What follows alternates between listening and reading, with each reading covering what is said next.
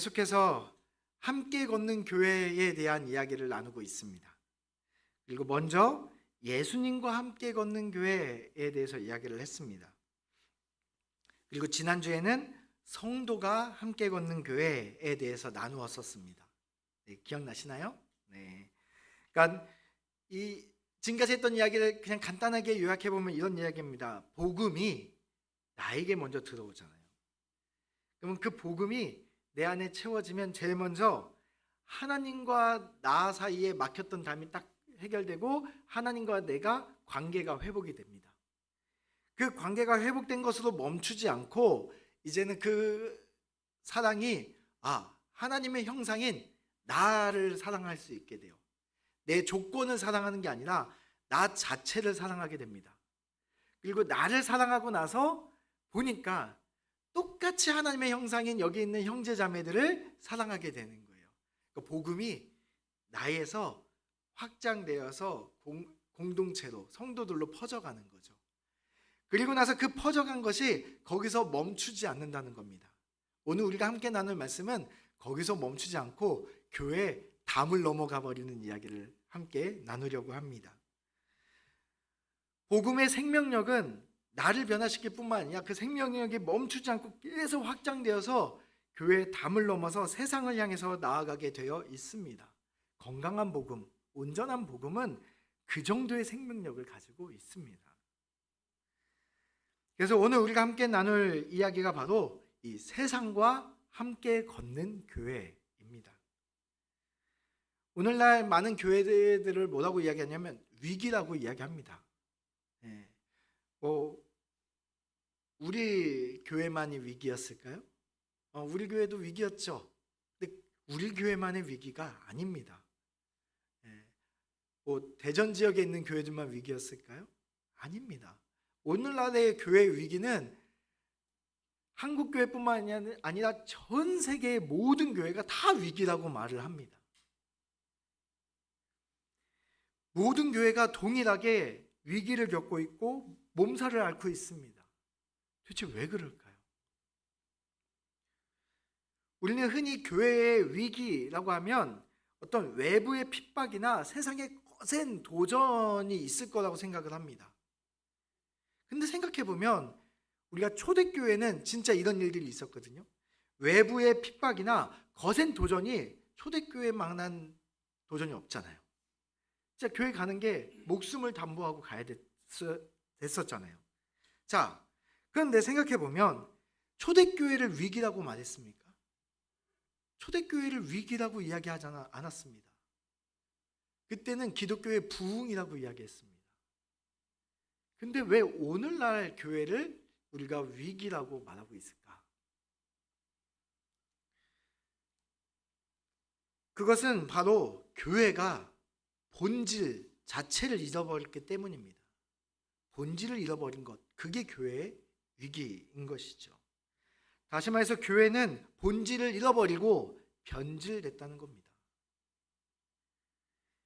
미래학자이기도 하고 신학자이기도 하고 목사님이기도 한 레너드 스윗이라는 한 학자가 있습니다. 이분이 교회의 변질 4단계를 설명합니다. 교회가 어떻게 변질되어 가는가. 첫 번째는 복음을 전하는 교회입니다. 모든 교회는 시작이 복음을 전하다가 보니 생겨납니다. 이 대전 지역에 복음을 전하다 보니 모이는 사람들이 있고 이 모인 사람들로 인해서 교회가 생겼습니다. 교회가 이 땅에 처음 등장했던 사도행전의 모습을 봐도 복음을 전하니까 교회가 생겼습니다. 모든 교회는 복음을 전하기 때문에 생겨난 결과물입니다. 이때의 교회, 이 1단계의 교회의 모든 관심은 뭘까요? 오직 복음 전파. 그들의 관심사는 죽어가는 영혼 구원에 있었습니다. 그때의 교회는 무슨 체계가 있었을까요? 우리 오늘도 이렇게 회의, 이렇게 막 모임 이런 것들이 많이 잡혀 있는데 그때 그런 체계가 잡혀 있을까요? 아니요. 아마 체계는 많이 부족했을 겁니다. 건물은 어땠을까요? 건물도 화려하지 않았습니다. 심지어 건물이 아니라 그냥 집에서 모이기도 했죠. 하지만 그 교회를 가면 거기에는 생명력이 팔뚝팔뚝 뛰었습니다. 그곳에 부족한 시스템이나 어떤 초라한 건물이 문제가 되지 않을 만큼 생명에 살아있는 역동성이 느껴졌습니다. 제가 어제 우리 교회에 이제 예람이라는 새로운 생명이 탄생했지 않습니까? 그래서 병원에 갔더니 이제 신시 형제가 병원 앞에 이제 나왔어요. 나와서 저를 보고 인사하고 바로 핸드폰을 꺼내서 아기 동영상을 이렇게 보여주는 겁니다. 근데 그 아기 동영상을 봤는데 조그맣잖아요. 진짜 이렇게 손바닥만 하잖아요. 근데 그 아기가 우는데 얼마나 우렁차게 우는지 제가 우리 교회에 벌써 찬양 인도자가 한 명 세워졌네 라고 제가 그냥 웃으면서 그랬는데 그 생명력이 그 바닥바닥하는데 그게 이 조그만 생명에서도 막 느껴지는 거예요. 생명의 신비가 그렇잖아요. 그 작은 생명의 존재인데도 그 작은 생명의 그 신비로움이 모든 사람들에게 감동을 줍니다. 교회 안에는 생명 탄생의 그 신비, 예수 믿고 구원받아 새로운 생명이 탄생하는 그 생명력으로 바짝바짝 뛰어야 되는 거예요. 그러나 교회는 이 복음을 전하는 교회에 머무르지 않고 이제 교회가 다음 단계로 계속 변해간다는 겁니다. 두 번째 단계가 뭐냐? 목회적 교회입니다. 목회적 교회. 교회가 성장하니까 사람들이 모이니까 조직이 필요한 거예요. 조직이. 회장도 뽑아야 되겠고, 뭐 집사님도 뽑아야 되겠고, 뭐 식사 담당도 세워야 되겠고 이제 하는 거죠. 교회가 성장하니까 조직이 필요합니다. 근데 중요한 건 이때부터 에너지가 교회 밖으로 향하던 에너지가 어떻게 되죠?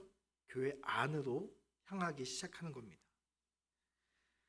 숫자가 늘어나고 목회적 돌봄이 필요하죠. 성도들이 모이면 돌봄이 필요합니다. 성도들이 거룩하게 세워지기 위해서는 돌봄이 필요합니다. 또 성도들 양육해야 되고 봉사하는 일이 중요합니다. 중요하지 않다는 게 아닙니다. 목회는 너무나 필요합니다. 하지만 이 단계에서의 정말 큰 위험은 우리의 에너지와 모든 시선이 교회 담장 밖을 넘어가지 않게 된다는 겁니다. 우리끼리 행복하게 되기 시작하는 거죠. 우리끼리. 선교에 대한 뜨거운 열망이 있었던, 복음 전파에 대한 뜨거운 열망이 있던 교회가 우리끼리 만족하기 시작하면서, 그러면서 우리가 그 복음에 대한 열정이 축소되어 가는 게 진짜 큰 문제를 일으키기 시작하는 겁니다. 그래서 교회 오면 분주해요. 뭐가 모임이 많고 순서가 많고. 근데 그 바쁘고 역동적인 것 같으면서도 그 안에 생명의 신비의 그 펄떡거림이 느껴지지 않는다는 겁니다. 그러다가 보니까 어떻게 될까요? 새로운 생명은 오지 않고 기존의 사람들만 이렇게 딱 이 교회 안에 머물다 보니까 목회적인 것을 넘어서 그 다음 필요가 생깁니다. 뭐냐면 현상 유지하는 교회가 생깁니다. 관리 들어가는 거예요. 관리. 출혈만 막는 거죠. 계속 생명력이 안 느껴진가 교회에서 성도님들이 막 빠져나가는 거예요. 그러니까 빠져나가지 못하도록 현상 유지하는 겁니다. 이런 교회 가면 어떤 느낌이신지 아십니까? 보험회사 온 것 같아요. 출석 체크하는 사람이 딱 체크하고 보고서 내고 그 보고서 보면서 또 이렇게 딱 현상 유지하기 위한 전화. 정말 그 영혼을 걱정하고 전화하는 게 아니라 그냥 현상 유지하기 위해서 전화하는 거. 그렇게 돌아가는 거죠. 교회가 성장이 안 되고 관리 모드로 들어가는 겁니다.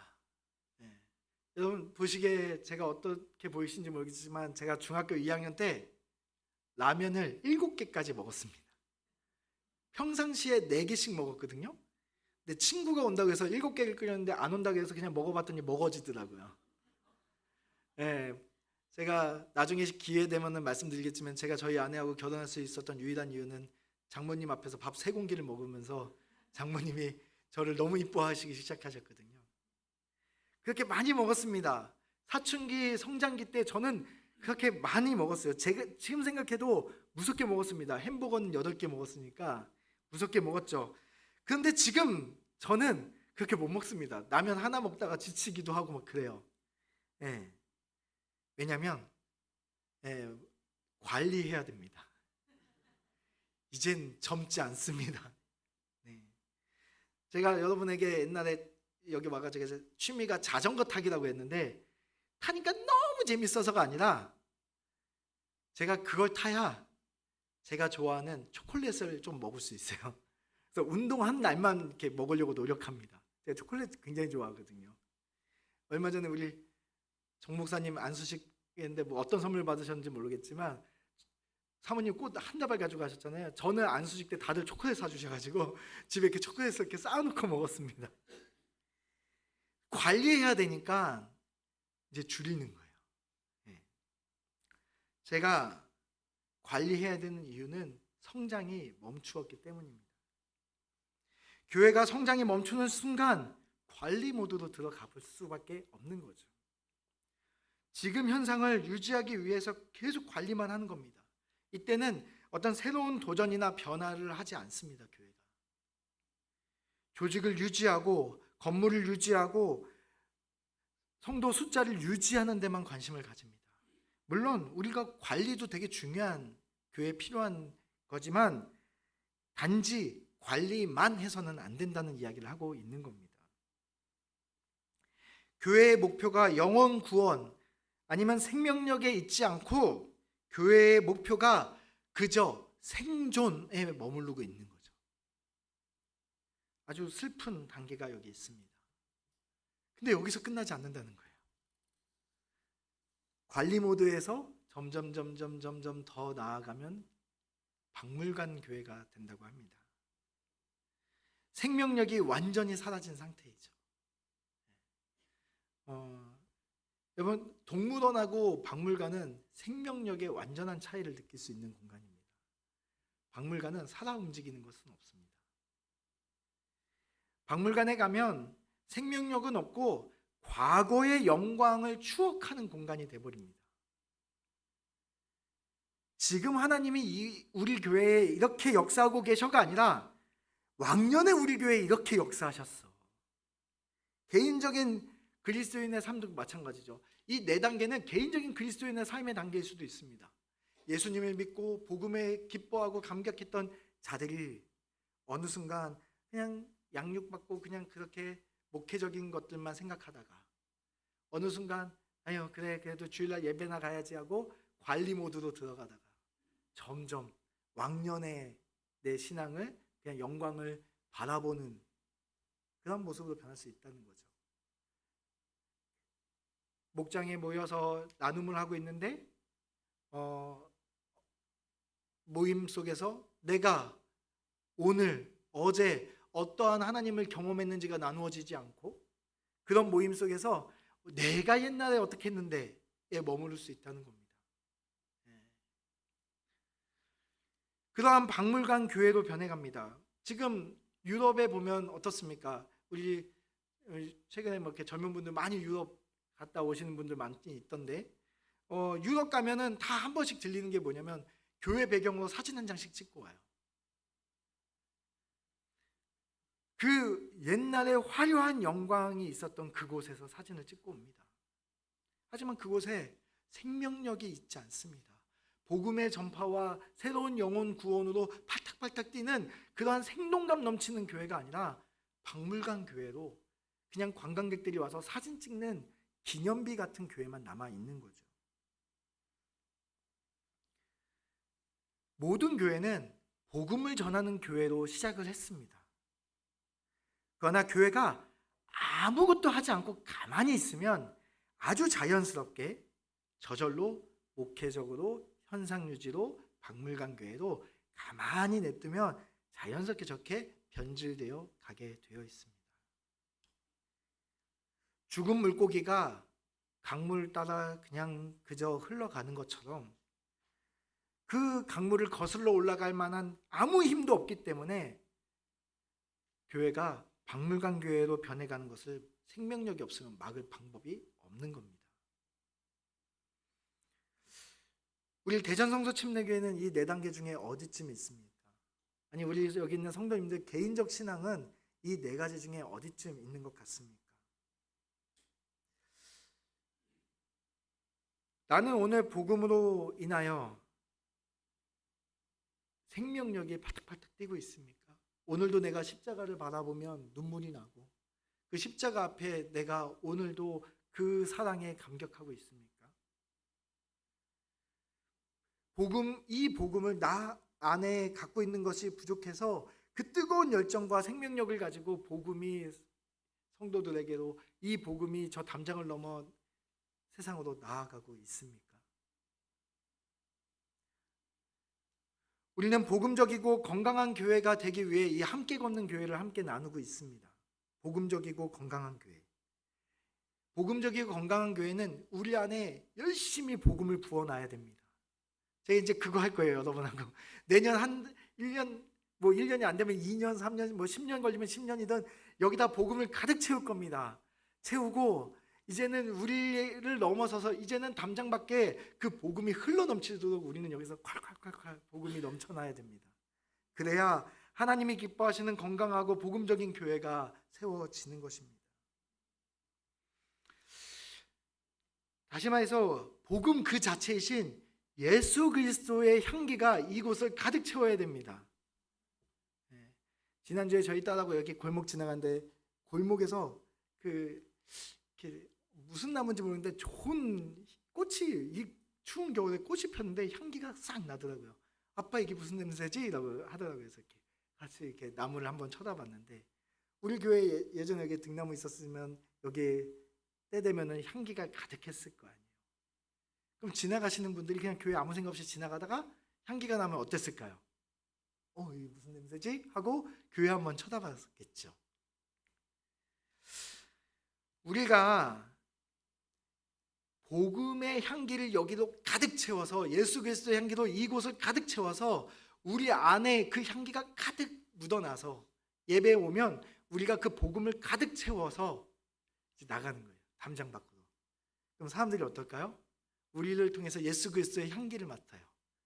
그럼 우리를 보면서 이게 뭐야? 어디서 나는 향기야? 하면서 어디를 바라봐요? 교회를 한번 바라보겠죠. 그렇게 교회를 바라보게 만드는 예수 그리스도의 향기가 나는 자들이 우리들이 되어야 하는 겁니다. 오늘 본문은 우리가 세상을 향하여 이 교회 담장 밖으로 나갈 때 우리가 어떤 모습으로 이 담장 밖을 나가야 되는지에 대한 이야기를 하는 게 오늘 본문의 말씀입니다. 우리 5절 말씀 함께 읽어보겠습니다. 시작.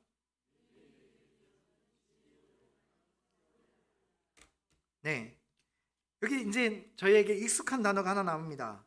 지혜로 행하여, 행한다.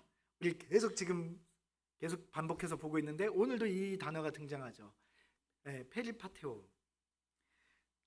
예수님이 걸어가신 그 길을 예수님처럼 오늘도 우리가 함께 걸어갑니다 라는 고백이라고 했습니다. 그러니까 지혜로 행하다라는 얘기는 우리가 지혜롭게 예수님처럼 그 예수님이 걸어가신 그 길을 지혜롭게 내가 예수님처럼 걸어갑니다 라는 고백이라는 거죠. 그러니까 교회 담장 밖으로 걸어갈 때 우리는 지혜롭게 예수님이 가신 그 길을 걸어가야 된다라고 이야기하는 겁니다. 자, 이 이야기는 우리가 세상을 향해 나갈 때 우리가 예수님처럼 지혜로워야 된다는 이야기잖아요. 자, 그렇다면 예수님 같은 지혜는 무엇일까요? 예수님 같은 지혜는 바로 예수님께서 우리들을 위해서 걸어가신 그 길, 그 지혜라고 이야기를 했잖아요. 그럼 뭘까요, 그게? 먼저 우리 한번 생각해 보면은 우리가 이 지혜는 먼저 우리가 깨어 있어야 된다는 이야기를 하는 겁니다. 깨어 있어야 된다는 거. 내 성격대로 살아가는 게 아니라 예수님처럼 살아가야 된다는 이야기잖아요. 그러니까 그 얘기는 뭐냐면 정신 단디 차리고 우리가 그렇게 살아가야 된다는 이야기죠.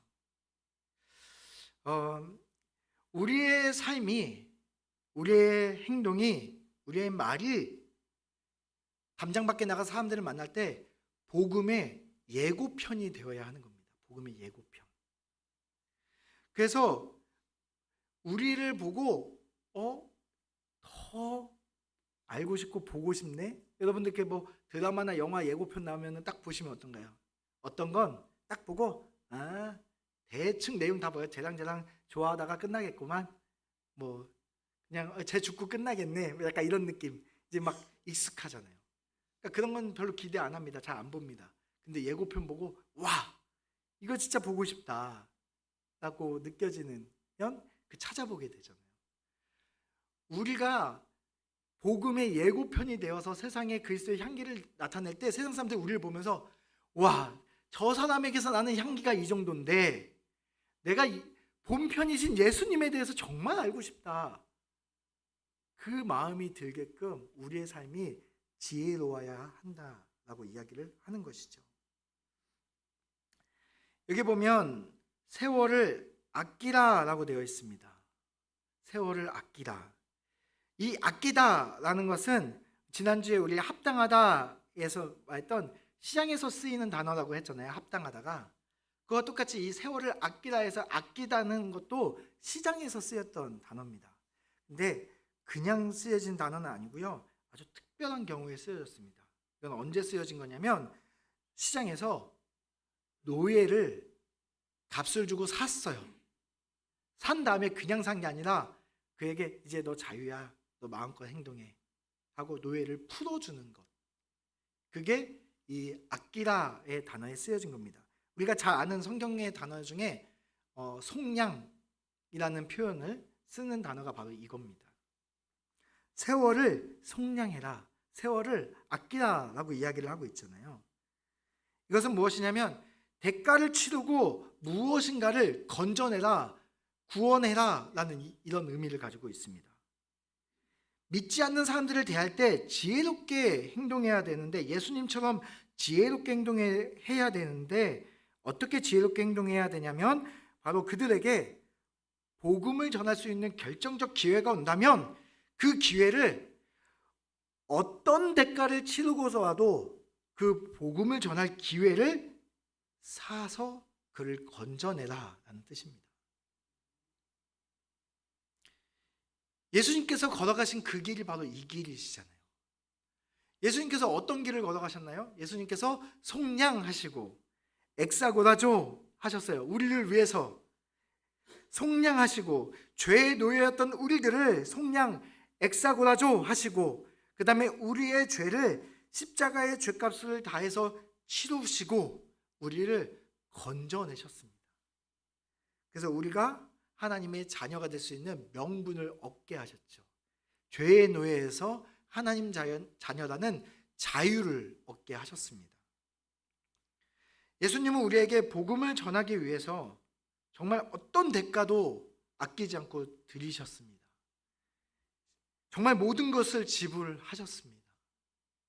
심지어 하나님의 아들이신 그분께서 아낌없이 십자가 위에서 피 흘려 죽으셨습니다. 우리는 그 피로 건져내어서 구원을 얻었습니다. 우리들에게 똑같이 다른 사람들에게 교회 담당 받고 나가서 똑같이 하라고 말씀하고 계시는 거예요. 6절 말씀을 보면 그 사랑받은 우리들이 실제적으로 어떤 삶을 살아야 되는지에 대해서 설명하고 있습니다. 우리 6절 우리 말씀 같이 한번 읽어보겠습니다. 처음부터 끝까지 시작. 너희 말을 항상 은혜 가운데서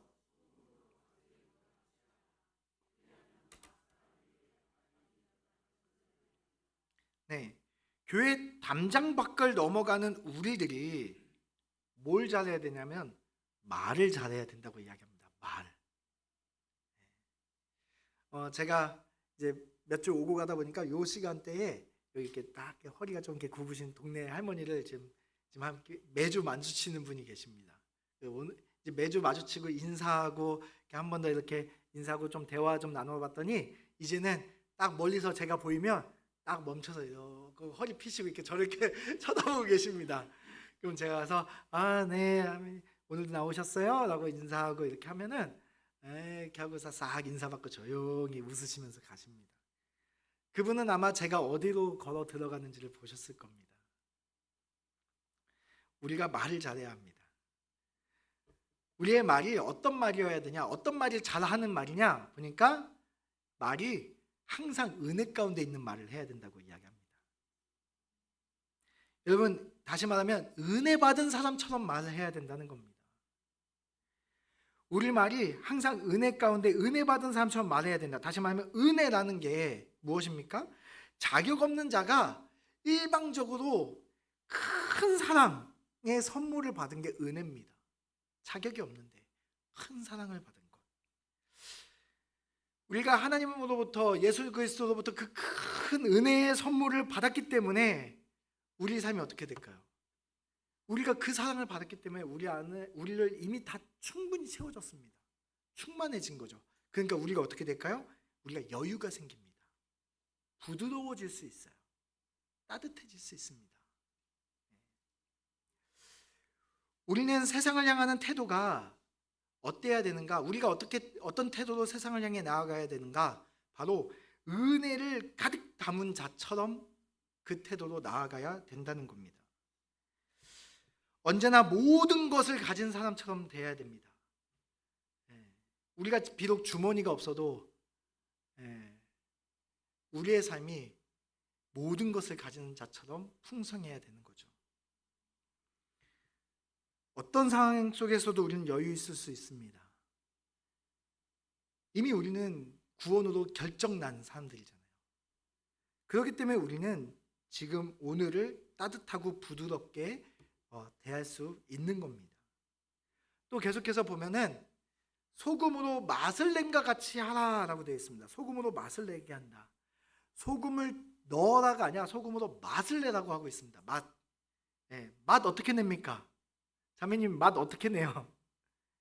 소금 맛있는 거니까 소금 다 때려 넣으면 맛있나요? 지난주에 제가 닭곰탕 간이 아주 너무 딱 맞아가지고 국물을 계속 떠먹었던 기억이 있습니다. 그래서 한 그릇 더 주셔가지고 또 한 그릇을 또 먹었습니다. 관리해야 되는데 주셔서 또 먹었습니다. 소금으로 맛을 낸다는 것은 너무 많이도 적게도 아닌 딱 적절한 양의 소금을 넣어야 된다라는 이야기죠. 저희 아내가 이제 신혼 때 시집 와가지고 어머니한테 이제 요리를 배운다고 이렇게 있는데 어머니들이 어떻게 요리를 가르쳐 주시나 봤더니 저희 아내는 딱 펜 들고 종이 들고 이렇게 딱 있었더니 저희 어머니는 소금 적당히 탁, 간장 적당히 이렇게 맛을 내는 거예요. 그러니까 저희 아내가 어머니 모르겠어요. 몇 숟갈 뭐 이런, 아니 나도 그런 몇 숟갈은 몰라, 그냥 적당히 이렇게 하거든요. 사실 우리가 복음에 대해서 전문가가 돼야 되죠. 그래서 적당히를 알아야 되는 거예요. 적당히. 소금으로 맛을 낸과 같이 적당히 간을 낼 수 있어야 된다는 겁니다. 우리 마음에는 어떻습니까? 어떤 안 믿는 사람이 있어요. 그럼 어때요? 복음을, 이 좋은 걸 어떻게 해주고 싶나요? 입 벌려 들어간다 하고 막 쏟아넣고 싶잖아요. 막 이 너무나 좋은 거니까 그냥 막 주고 싶잖아요. 근데 안 믿는 사람들이 다 이 복음이 그냥 막 부어준다고 맛있게 먹나요? 아니요, 이거는 입 벌려고 소금 막 다 때려 넣는 거랑 똑같다는 겁니다. 복음은 그렇게 전해지는 게 아니라는 거예요. 복음은 딱 맞는 그 순간에 전해진다는 겁니다. 그 순간을 알기 위해서 계속 관계를 맺는 거예요. 계속 인사하고 찾아가고 인사하고 뭐 대화 나누고, 그렇게 내 주변에 있는 사람들과, 그렇게 교회 담장 밖에 있는 사람들과 그렇게 하다 보니 어느 순간 이 사람 인생의 맛이 싱겁게 느껴지는 순간이 있습니다. 열심히 살았는데 인생의 맛이 싱겁게 느껴질 수 있어요. 매일매일 반복되는 삶 속에서 그 사람이 자신의 인생이 허무하고 밍밍한 맛이 날 때가 있습니다. 그때가 언제예요? 바로 복음이 필요할 때입니다. 그때 우리가 내 안에 있는 복음 한 숟가락 이렇게 탁 해서 넣어주는 거예요. 복음의 진리가 필요한 바로 그 순간, 우리가 딱 맞는 그 순간, 적절할 때 그 복음을 전해주기 위해서 날마다 매일의 삶 속에서 그들과 함께 깊은 교제를 나누어야 된다라는 거죠. 그게 언제인지 잘 모르시겠죠. 이게 도대체 언제야? 그래서 여기 보니까 뭐라고 이야기해요? 그리하면 각 사람에게 마땅히 대답할 것을 알리라. 그리하면이라고 이야기합니다. 그리하면. 목사님 좀 모르겠어요. 그리하면 우리가 복음을 전하기 위해서 계속 교제를 나누다 보면, 안전하고 때가 올 때까지 기다렸다가 전하는 게 아니라 전하기 위해서 계속 관계를 맺다 보면 각 사람에게 마땅히 대답할 것을, 마땅히 소금을 언제 어떤 소금을 넣어서 간을 해야 될지, 뭐 간장을 넣어서 간을 해야 될지, 아니면은 설탕이 필요한 건지, 그때 필요한 그 순간에 내 안에 있는 복음이 전해질 수 있는 그 마땅히 대답할 그때를 알게 해주실 거라는 거예요. 복음은 내가 지혜롭게 한다고 해서 전해지는 것도 아니고요, 내가 뭘 많이 안다고 해서 복음을 전하는 게 아니고, 내가 성경을 달달달 외운다고 해서 전해지는 게 아니라, 복음은 성령님이 하시는 겁니다. 마땅히 대답할 그때는 성령님이 알려주신다는 거예요. 그러니까 우리는 뭐 하면 돼요? 그리하면을 우리가 하면 되는 거예요. 계속 관계를 맺다 보면 하나님이 그때 우리에게, 성령님이 저 사람 마음에도 역사하시고 나에게도 역사하시는 거예요. 저 사람에게도 야, 너 복음이 필요하지? 나에게는 야, 저 사람 복음 필요해. 알려주신다는 거예요. 우리의 복음이 담장을 넘어 세상으로 예수님의 향기를 우리가 전해야 합니다. 생명력이 있는 교회가 되기 위해서는 그래서 두 가지가 필요합니다. 교회가 변신을 잘해야 돼요. 무슨 변신을 해야 되냐? 하나는 모이는 교회가 잘 돼야 되고, 두 번째는 흩어지는 교회가 잘 돼야 됩니다. 예수님께서 우리에게 뭐라고 말씀하셨나요? 예수님께서 우리에게 수고하고 무거운 짐진 자들아 다 내게로 오라 라고 말씀하셨어요. 오라. 예수님의 초청으로 인하여 우리는 모여야 합니다. 그렇게 모여서 우리는 이 안에서 복음을 충분히 채워져야 됩니다. 그리고 나서 그걸로 우리끼리 좋으면 안 된다는 거예요. 그 다음 우리 뭐 해야 되죠? 예수님께서 또 이르시되 너희에게 평강이 있을지어다. 아버지께서 나를 보내신 것 같이 나도 너희를 보내노라. 모이는 것만 잘하는 게 아니라 그 다음에 뭐 해야 돼요? 변신해야 됩니다. 흩어져서, 예수님의 명령에 의해서 우리는 흩어져서 삶의 자리, 일상의 자리로 들어가 거기에서 복음을 전하고 예수님의 향기를 전하는 자가 되어야 한다는 것이죠. 그래서 교회는 어떤 것이냐? 교회는 복음을 충만히 채워주는 주유소가 되어야 되는 겁니다. 주유소가. 여기 오면 복음을 만땅으로 채워주는 교회가 되어야 되는 겁니다. 우리는 이곳에서 복음을 만땅으로 공급받고 나서 세상을 향해 나아가야 되는 거예요. 나아가다 보면은 일주일 살다 보면 어떤가요? 불이 또 깜빡깜빡 들어옵니다. 그럼 다시 여기 와서 또 충전하고, 또 나아가서 또 복음을 전하고, 또 충전하고, 이 우리들의 모습이 그렇게 역동적이어야 한다는 거죠. 세상을 향해서 나아가지 않는 교회는 주유 열심히 해놓고 주차해놓고 그 집까지 걸어가는 거하고 똑같습니다. 우리는 세상이라는 고속도로를 복음을 충전해서 쌩쌩 달려는 역동적인 삶을 살아가야 하는 겁니다. 그것이 교회의 본질입니다. 이게 교회의 부흥입니다. 숫자의 부흥이 아니라 우리가 모여서 또 흩어지면 복음을 전하는, 이게 부흥입니다. 복음 전했더니 몇 명이 왔대? 이건 그렇게 중요한 문제가 아닙니다. 우리가 흩어져서 복음을 전하고 있는 게 중요한 겁니다. 여러분, 공동묘지에 오늘따라 죽는 사람들이 많아서 시신이 100구가 들어와가지고 공동묘지가 부흥했나요? 시신이 많아진다고 해서 공동묘지를 부으겠다고 말하지 않습니다. 거기는 죽은 사람들이 늘어났기 때문인 거죠. 교회의 부흥을 우리가 이야기하지만 그것은 죽은 사람들의 숫자가 많아진, 생명력을 잃어버리는 사람들이 많아진 것을 가지고 우리는 부흥이라고 이야기하지 않습니다. 우리 교회에 어제 새로운 생명이 태어났던 것처럼 우리 안에 그렇게 열심히 전했는데 한 영혼이 구원받더라도 우리 안에 그 구원의 생명력이 있는 것이, 그게 부흥입니다. 그게. 우리 성도님들, 우리 오늘 예배를 마치고 나면 우리가 교회 담장 밖으로 나가서 일상의 자리로 돌아가게 됩니다. 그때가 진짜 시작입니다. 아담의 목사님, 진짜 시작이죠. 이제 일주일 끝났네. 이제 다시 일주일 또 열심히 살아야 되겠네. 아이고, 이 월요병 어떻게 하나. 그 얘기가 아니고 복음을 충전했으니까 복음으로 살아낼 진짜 시작이 이 교회 담장 밖을 나가면서 시작이라는 거예요. 여러분, 예배 가운데 나와 우리는 주일을 끝냈어야 되는 겁니다. 오늘 예배 나오신 여러분들은 복음으로 충전을 충분히 받으셔야 되는 거예요. 제 역할이 그겁니다. 우리 교회에 기름 만땅으로 세워놓고 오시는 분들에게 복음을 콸콸콸콸 제공해 드리는 거, 그게 제 역할입니다. 그리고 여러분들은 이 복음을 들고 세상을 향해서 나아가는 것, 그게 우리들이 할 일인 거죠.